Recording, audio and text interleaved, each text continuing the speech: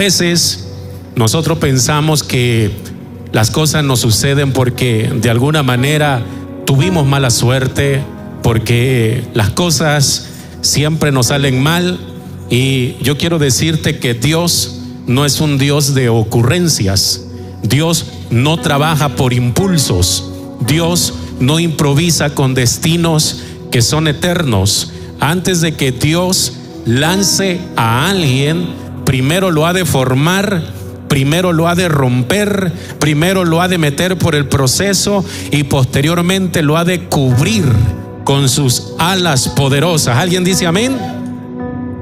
Entonces el problema de esta generación cristiana es que quiere resultados, pero no quiere procesos. Es decir, quiere llegar rápidamente a la meta, pero no quiere pasar por el proceso. Al que está al lado tuyo bien le puedes decir: quieres que tu familia se salve, pero no quieres pasar por el proceso que significa pagar el precio para que cada integrante de tu familia esté a los pies de Cristo. ¿Alguien dice amén?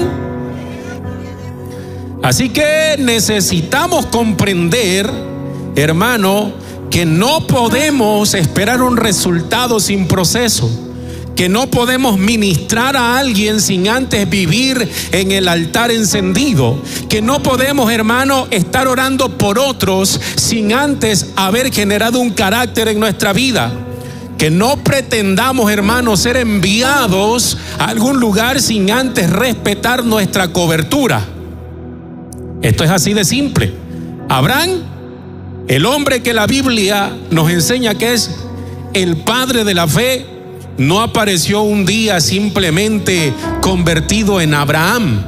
Porque si te das cuenta, al principio cuando leímos el nombre dice Abram, ¿verdad? Así que Abraham no se convirtió en Abraham de la noche a la mañana, sino que él entendió que para poder ser Abraham, padre de multitudes, antes de cargar esa promesa, tuvo que aprender, hermano, algo muy importante: caminar bajo la dirección de Dios. Y es lo que todo hijo de Dios tiene que aprender antes de empezar a pensar qué es lo que va a hacer en el futuro. Primero, tiene que aprender a caminar bajo ¿qué? Bajo la dirección de Dios. Al que está al lado tuyo, dile: despiértate, no duermas esta noche. Entonces, antes de recibir una herencia, Abraham tuvo que aprender a obedecer instrucciones. Dile al que está al lado tuyo: tienes que aprender a obedecer instrucciones. Antes de ser cabeza de una nación, tuvo que dejar de ser el centro de su propia vida. El gran problema de todo hijo de Dios es que cuando dobla rodillas para orar, primero dice: Señor, dame, Señor, bendíceme, Señor, prospérame, Señor, esto. Todo lo que tenga que ver con la oración de un hijo de Dios ronda alrededor de su yo. O sea, el problema más grande es que primero estamos pidiendo por nosotros, y lo primero que tenemos que entender es que tenemos que renunciar a nuestra propia vida. Te acordarás que Jesús dijo: si alguien quiere venir en pos de mí, tome su cruz todos los días, niéguese a sí mismo, y se lo sabe. ¿Qué dice? Y sígame. No podemos nosotros, tú no puedes decir que eres hijo de Dios cuando haces las cosas a tu manera, aunque no digas amén. ¿Sabes? Hoy Dios quiere despertar la iglesia del poderoso con una verdad que probablemente está incomodando a muchos, pero que salva tu destino. O sea, no es de que de alguna forma tú consideres de que yo no me meto con nadie, con eso ya la armé, ya la hice. No, Dios te va a confrontar con lo que estás haciendo, porque a veces lo estamos haciendo mal y quiere enderezarnos. Dios jamás envía a alguien que no ha aprendido primero a estar cubierto. Esto es simple. Dios no te va a enviar a predicarle a nadie sin antes no aprendes a vivir bajo cobertura. Al que está al lado tuyo, dile: Dios te va a despertar antes de enviarte. Amén. Entonces Abraham fue llamado por Dios, pero no fue lanzado simplemente al vacío. Dios simplemente, hermano, le dijo: haz lo que te voy a decir. Cuando Dios te llama, no te dice haz lo que quieras, no te dice haz lo que se te dé la gana. Simplemente Dios le dijo a Abraham: sal de donde estás y camina hacia donde yo te diga. La instrucción fue: deja tu tierra, deja tu parentela y ve a la tierra que yo te voy a mostrar. ¿Qué pasa cuando Dios te dice deja tu familia un poquito ahí? Ponle pausa. Oh, es que tengo una reunión muy importante. Sí, pero el Señor te está diciendo una cosa y tú quieres imponer otra cosa. Al que está al lado tuyo, dile: el orden de Dios es amarás a Dios por sobre todas las cosas. De ahí viene la familia. Primero Dios, después viene la familia. Porque si tú pones en primer lugar la familia, el trabajo, amigos o lo que sea, todo se echa a perder. Cuando tú pones primero a Dios, entonces es el orden bíblico. Dios entonces te despierta para entender que hay que vivir bajo cobertura. Amén. Entonces en Génesis capítulo 12 versículo 1 entendemos que Dios lo sacó de un sistema para meterlo a otro. Muchos de nosotros venimos del mundo, hicimos lo que quisimos, lo que nos dio la gana, y es ahí donde dice la palabra: y conoceréis la verdad, y la verdad los hará libres. Entonces decimos: wow, yo soy libre, ahora puedo hacer lo que yo quiera. Sin embargo, Dios te saca del sistema del mundo para meterte al sistema de Dios. Amén. O sea, te hace libre de la esclavitud del pecado, de la condenación eterna que conlleva obedecer el pecado, pero te mete al sistema de Dios, donde tenemos que hacer lo que dice la palabra de Dios. Amén. Entonces, la Escritura dice que Abraham no salió libre de su tierra y de su parentela, salió con una dirección, salió dirigido. Él sabía hacia dónde tenía que ir. No salió con un pensamiento independiente, salió dependiendo de la voz de Dios. Eso es algo tan diferente y tan distinto. Una cosa es que yo vaya y haga lo que yo quiero, y otra cosa es que yo salga dependiendo de la voz de Dios. ¿Me va siguiendo? Entonces encontramos en Génesis capítulo 12 verso 1, si lo quiere confirmar con la Escritura, en Génesis capítulo 12 verso 1, la orden fue: vete a la tierra que te mostraré. Fíjate bien, Dios no le mostró primero la tierra, primero le pidió obediencia. ¿Qué le pidió primero? Y hay muchos que dicen: Dios me habló, pero no soportan que nadie los supervise. Y ahí es donde la cosa se pone seria. Yo me he topado con un montón de creyentes que dicen: pastor, el domingo no vine al culto porque allá por mi cuadra hicieron una campaña. Vino un predicador de renombre en las redes sociales y yo no podía perderme esa oportunidad. ¿Qué es lo que hizo? ¿Qué es lo que hizo?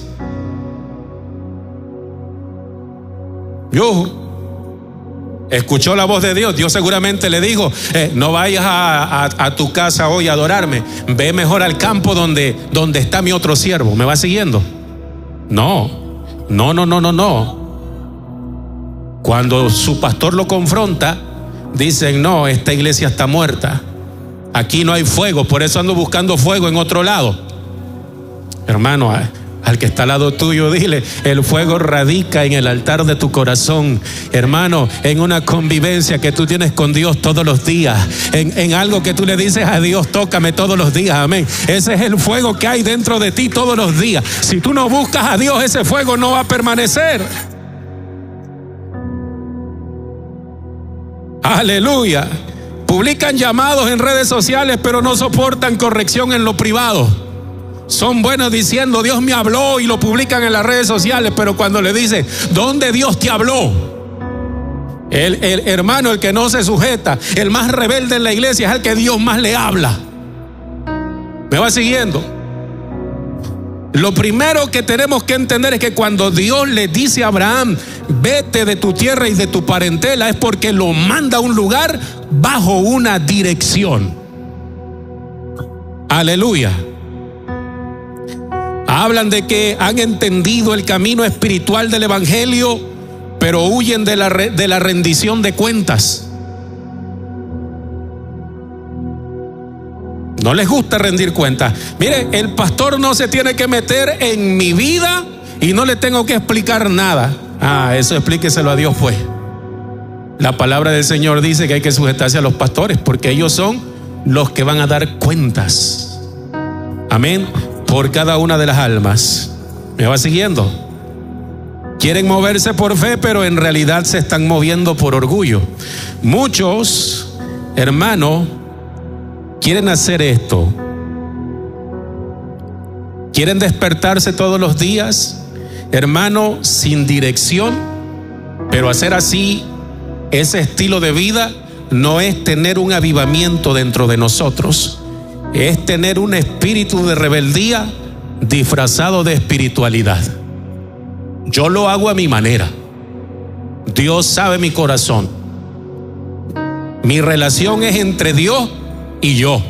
No tengo que rendirle cuentas a nadie. Hermano, esa es una rebeldía disfrazada de espiritualidad. Aquí en China, ahora que todo el mundo está preocupado de lo que va a hacer China y lo que va a hacer Rusia y lo que va a hacer Estados Unidos, aquí en China, hermano, ese es un espíritu de rebeldía disfrazado de espiritualidad. Entonces el llamado que Dios te hace no te hace autónomo. ¿Qué es una palabra autónoma o qué es alguien que es autónomo? Alguien que toma sus propias decisiones. Al que está al lado tuyo, dale una palmada y dile: pero ven acá. En el mundo tomaste tus decisiones a tu manera y eso te alejó del camino de Dios. Eso te metió en problemas con tu esposa, con tu esposo. Eso te metió en problemas en tu trabajo. Eso te metió en problemas en la sociedad. Cuando tú comenzaste a tomar tus decisiones como persona autónoma, comenzaste a cometer errores. ¿Me vas siguiendo? Entonces Dios no te llamó para ser autónomo. Dios te llamó para que no seas autónomo. David fue un rey ungido. El aceite cayó sobre su cabeza. El profeta lo señaló delante de todos sus hermanos que su padre había mandado a llamar para que fueran ungidos como rey. ¿Me va siguiendo? Pero el profeta sabía exactamente a quién Dios iba a escoger como sucesor del rey Saúl. Y este era David, el más pequeño. David no salió, hermano, después de que fue ungido por rey. No lo vemos imprimiendo tarjetas para decir: ya yo soy el rey, ahora me tienen que obedecer. No. ¿Sabe? Hay gente que cuando le oran y le profetizan un ministerio, le dicen: te voy a llevar a predicar las naciones, hermano. Dejan trabajo, dejan tirado todo y empiezan a llamarle a los pastores diciéndole: oh siervo, yo ya tengo el ministerio, me lo profetizaron, estoy ungido, estoy más que ungido que Moisés, más que ungido que Eliseo, más que ungido que Elías. Ahora necesito que me cuadre y me maneje la agenda porque voy a ir a predicar. Lo increíble de esto es que David, después de ser ungido con el aceite del profeta, lo vemos que regresó ¿a dónde? La iglesia se fue. Vamos a Primera de Samuel, capítulo 16, verso 13 y verso 19. Es que David no imprimió unas tarjetas que digan: soy el rey en proceso. No fue a reclamar el trono, no abrió su propio ministerio, no fue y abrió su iglesia. No. En 1 de Samuel, capítulo 16, verso 13, que alguien lo lea, por favor.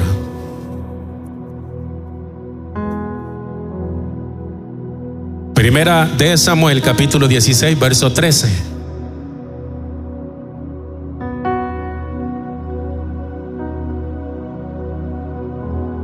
¿Alguien lo puede leer en voz alta, por favor?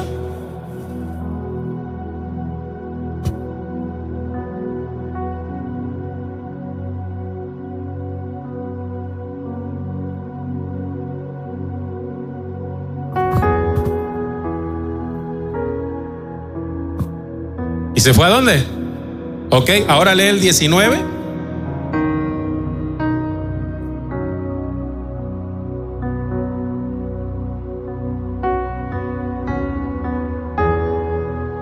Ajá. Ojo. ¿Qué pasó ahí?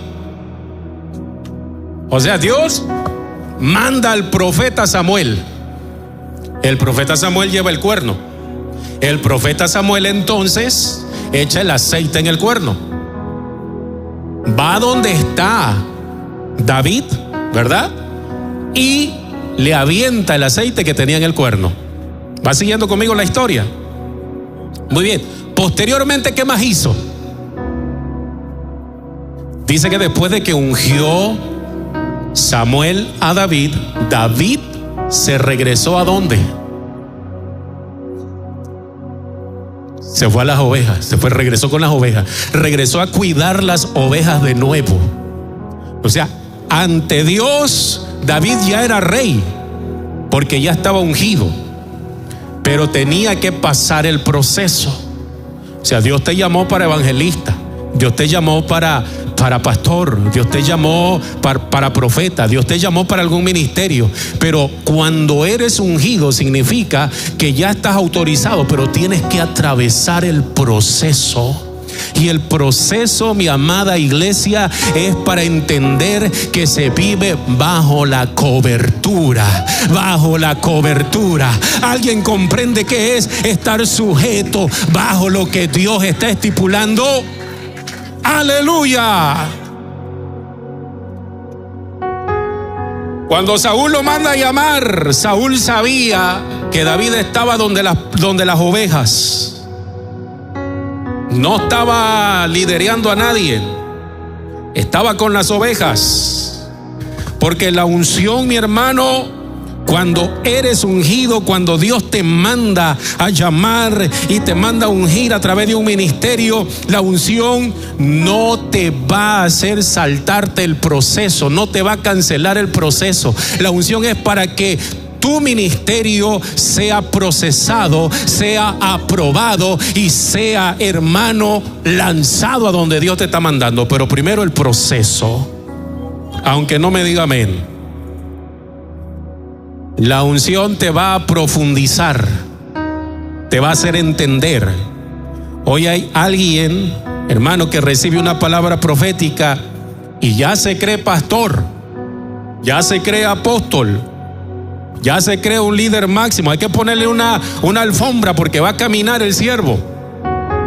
Y no es así, hay que atravesar el proceso. Al que está al lado tuyo, dile: la unción, vamos, díselo fuerte, la unción te abre puertas, pero solo el carácter evita que te saquen por la puerta de atrás.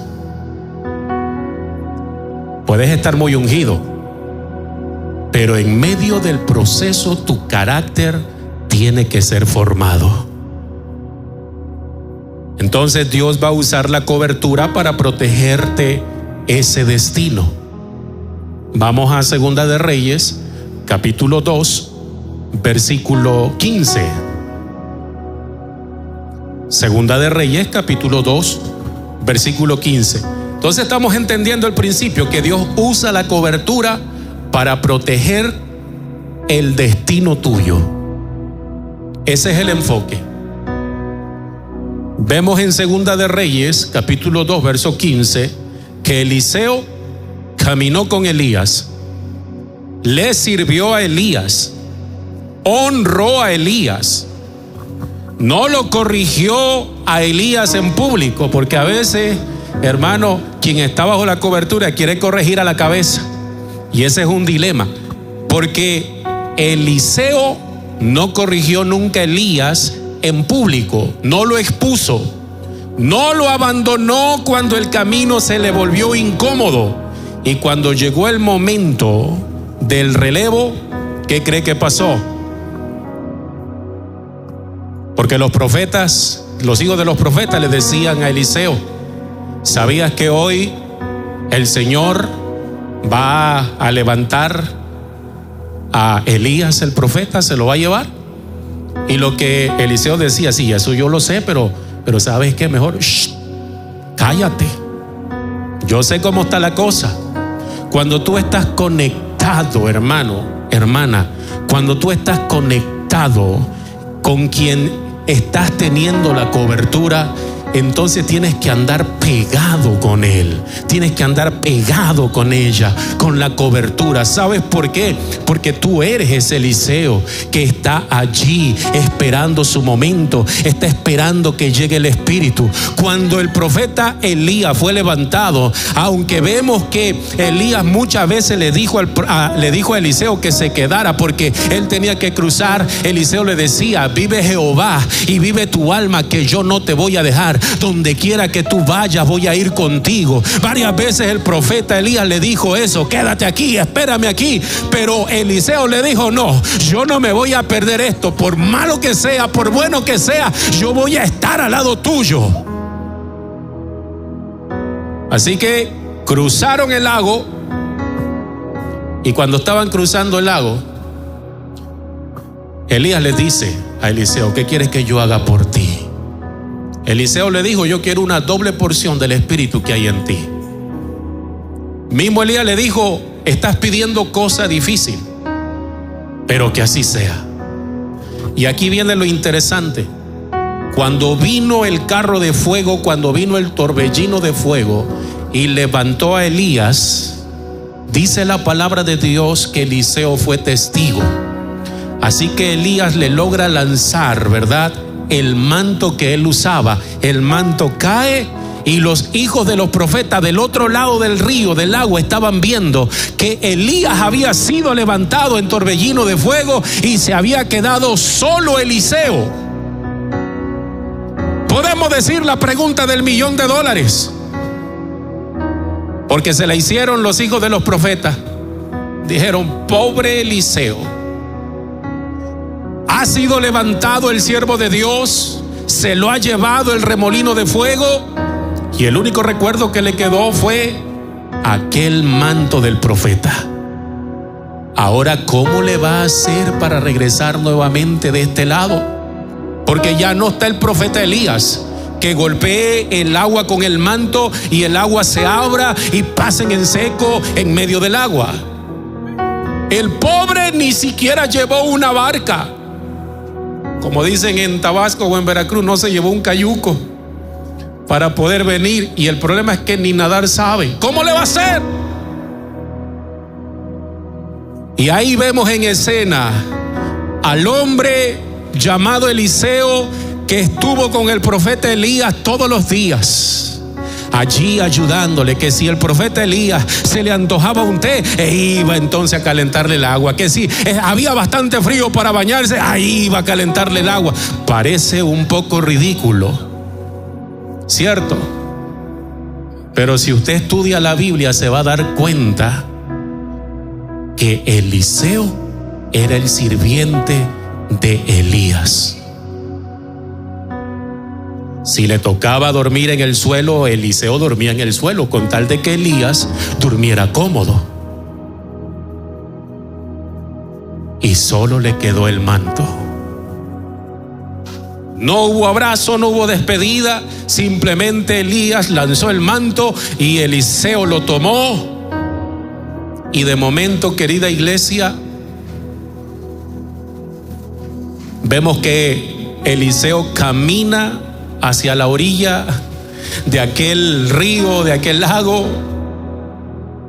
y los hijos de los profetas viendo, ahora vamos a ver qué va a hacer este pobre.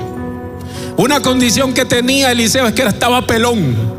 Pero la Biblia no dice que se hayan burlado de él los hijos de los profetas en ese momento.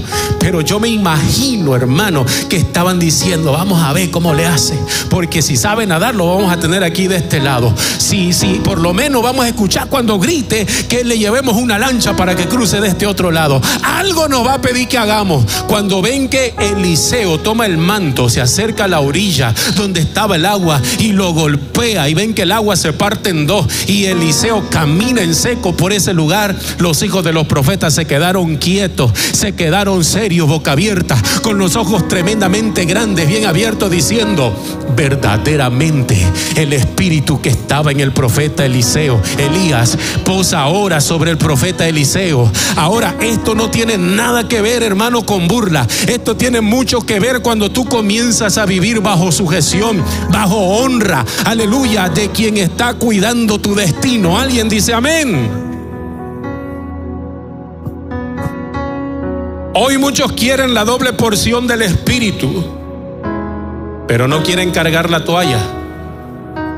Quieren herencia, pero no quieren honra. Quieren ministerio, pero no se sujetan en su iglesia. Cuando no los reconocen de manera rápida, no les dan los honores que ellos piensan que tienen, se ofenden. Cuando no los suben, se van. Cuando no los mencionan, están murmurando después de que acaba el culto. El reino de Dios no funciona por emociones. El reino de Dios funciona por principios,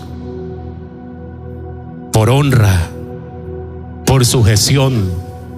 Cuando tú aprendes que Dios usa la cobertura para proteger tu destino, entiendes que de allí es donde empieza el proceso para que tú seas formado. ¿Alguien le da un aplauso a Cristo?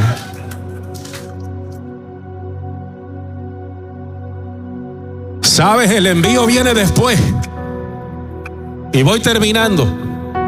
El envío viene después. Hermano, yo cuando acepté a Cristo recuerdo muy bien, en una iglesia muy humilde en el año de 1997, cuando en la región 233 no existían el pavimento más que solamente caminos donde la gente caminaba. ¿Se acuerda, papá? Ni en bicicleta podía uno caminar, pero a medio camino había un pozo donde todos los que estábamos por esa zona en algún momento íbamos con nuestras cubetas a llenar agua. Y yo recuerdo que no podía cargar mucho, pero me llevaba 2 cubetas de 20 litros cada una, una madera atravesada en mi hombro, y las cubetas iban a la mitad. Daba yo como 20 vueltas, pero iba a llenar agua. Pero en la esquina había una iglesia, una palapona grande, hermano, donde cada vez que llegaba la tarde se escuchaban las palmadas de los hermanos cantando con gozo. No había instrumentos, no había micrófono, no había batería, no había nada, hermano. Lo que había eran voces potentes, palmas potentes que cantaban. ¡Ay! A la iglesia le duele la garganta cuando levanta la voz para cantar. A la iglesia le duelen las palmas cuando está palmeando el gozo, le hormiguean las palmas porque dice, ay no, Dios sabe mi corazón que vine a alabarlo, pero no voy a matar mis palmas. Deberíamos de regresar, hermano, a lo que hacía la iglesia primitiva, que de verdad adoraban a Dios en espíritu y en verdad. Aleluya. Alguien le da un aplauso a Cristo.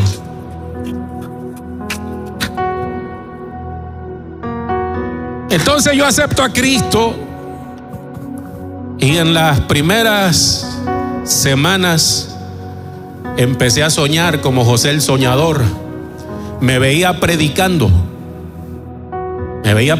ante multitudes, y veía que había gente que se levantaba y me quería dejar en vergüenza, pero veía que dentro de mí como que había un espejo, ¿verdad? Que yo podía verme, que dentro de mí cuando yo hablaba había, en mi lengua estaba convertida en oro. Y yo muchas veces a los predicadores que llegaban a la iglesia, que invitaba a mi pastor, yo les decía, yo tuve este sueño, ¿qué significa? Hermano, y todos los pastores que llegaban y evangelistas me decían, es que hay una palabra que Dios puso en tu boca, tú vas a ser un predicador de la palabra. Hermano, y yo decía, ¿cuándo voy a ir a predicar? Pasaron muchos años. Pero desde que a mí me interpretaron el sueño, yo decía, yo estoy ready para ir a predicar mañana. Pero me ponían a predicar y yo mandaba a la gente al infierno. No estaba listo para predicar. Necesitaba vivir el proceso. Necesitaba estar bajo sujeción, bajo honra. ¿Me va siguiendo? Cuando entonces el Señor empieza a trabajar en mí, empieza a mover mi carácter, hermano, porque antes mi carácter era de, yo se lo he contado, a mí no me podían decir nada porque yo estaba allí dirigiéndome a los golpes. Yo actuaba con golpes.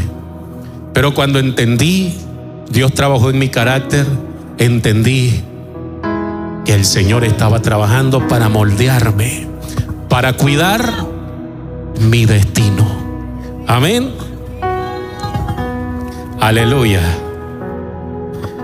Entonces después, cuando entendemos que Dios usa la cobertura para proteger el destino, nos dejamos preparar para que entonces venga el envío después de estar sujetos.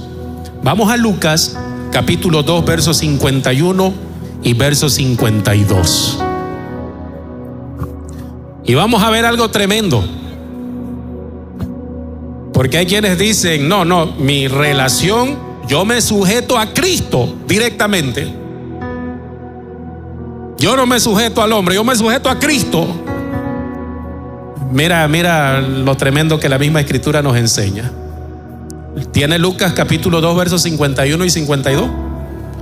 Alguien con voz de trueno que lo lea otra vez, por favor. Lucas capítulo 2, voy terminando. Capítulo 51 y 52. Mira, aquí hay un misterio que a veces nos hemos brincado. Nos brincamos la barda porque queremos llegar a la meta sin antes empezar. Es como querer ser licenciado sin haber estudiado. ¿Me va siguiendo? Mire, le voy a hacer unas preguntas. Usted me responde sí o me responde no. ¿Ok? Conforme a Lucas capítulo 2 versos 51 y 52, te pregunto. Jesús, se está refiriendo a Jesús ahí, ¿ok? Pregunto, ¿Jesús es Dios? ¿Sí o no? Ok, ¿Jesús tenía llamado? ¿Sí o no? Ok, y aún así no inició su ministerio hasta aprender a vivir bajo autoridad humana. Porque él bien pudo haber empezado su ministerio a la edad que tuviera, él era Dios. ¿Me sigue? Entonces lo que leyó el hermano Toño dice, y Jesús crecía en sabiduría, en estatura, en gracia, y estaba sujeto ¿a quién? A sus padres. Pero qué vergüenza que Dios esté sujeto a su creación. El orgulloso puede pensar eso. Pero si se da cuenta, Jesús, siendo Dios, teniendo poder, teniendo ministerio, estando sujeto a Él todas las cosas, habidas y por haber, que existan y que no existen de lo que nosotros conocemos, Él dice que crecía en sabiduría, en estatura y en gracia. Y estaba sujeto a ellos. Aunque nos cueste trabajo entenderlo, sí, Jesús estaba sujeto. Aunque nos cueste trabajo entenderlo, sí, Jesús esperó hasta la edad de 30 años para manifestar el ministerio. Y por muy difícil que nosotros queramos entender, es sí, Jesús caminó bajo cobertura. ¿Me vas siguiendo? Te voy a hacer una pregunta para que tú me digas. Entonces, ¿quién crees que eres para no estar sujeto? Se oye fea la pregunta, ¿va? Pero si Jesús lo hizo, la pregunta entonces que tenemos que hacer es: ¿quién crees que eres para no hacerlo? Si Dios, siendo Dios, lo hizo, entonces la falta de cobertura no es valentía espiritual, no es madurez, como lo dije hace rato, es un orgullo evangélico que está maquillado de fe. Tenemos que entender que somos portadores de la palabra de Cristo, que estamos en el proceso para alcanzar la estatura del varón perfecto. Esto significa que Dios te está haciendo un llamado para estar bajo cobertura, bajo sujeción, bajo obediencia. ¿Alguien dice amén? Esta noche yo quiero hacer una oración. Yo quiero orar por ti, así que por tal motivo necesito que nos pongamos todos de pie.